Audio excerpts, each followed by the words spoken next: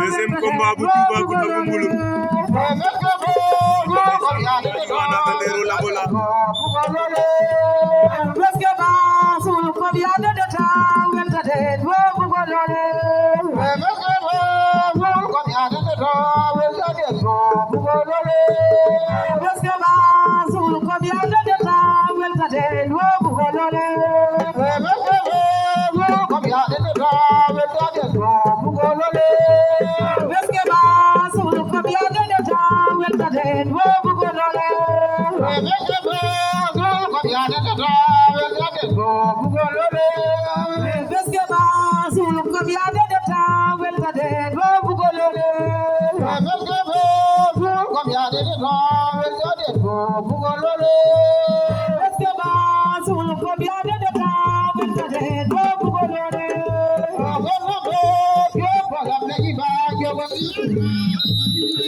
Allahu akbar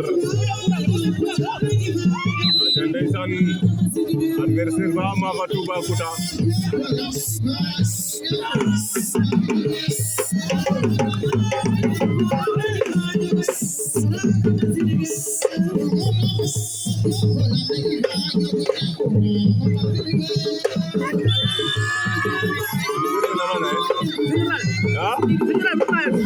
General bu